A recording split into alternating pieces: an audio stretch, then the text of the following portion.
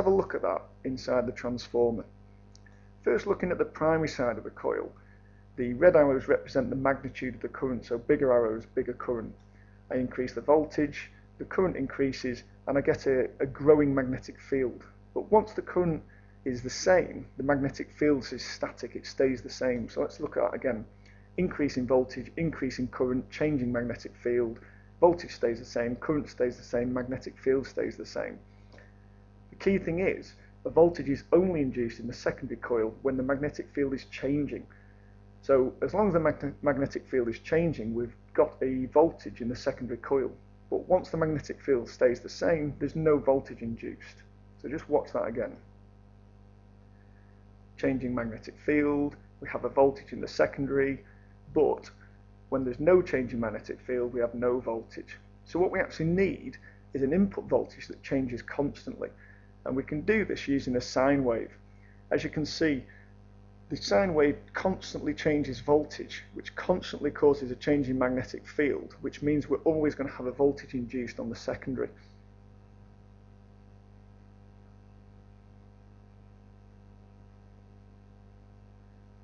So we now have seen how a voltage and a current flow can be induced in the secondary. The induced voltage depends on the strength of the magnetic field and the number of turns on the secondary coil. More turns on the secondary will generate a larger voltage. The strength of the magnetic field, though, depends upon the number of turns on the primary.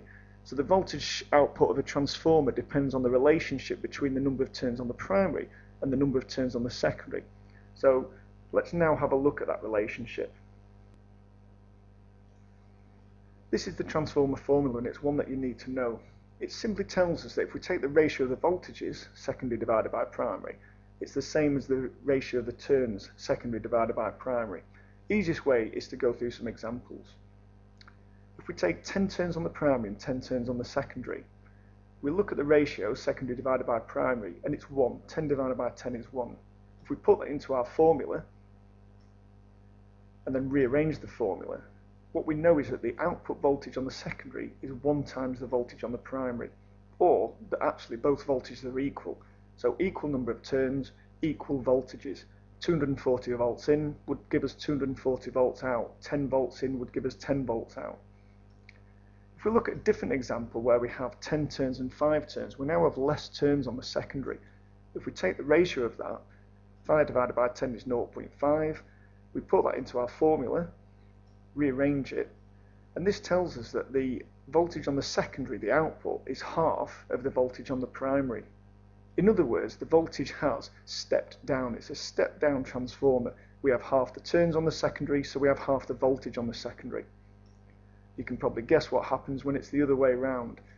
Again, work out the ratio, put it in our formula, rearrange the formula, and this now tells us that when we have twice as many turns on the secondary, we get twice the voltage on the secondary. This is called a step-up transformer. So in summary, voltage causes electrons to flow. Flow of electrons is a current. The current generates a magnetic field. By looping the wire, we can increase the strength of the magnetic field.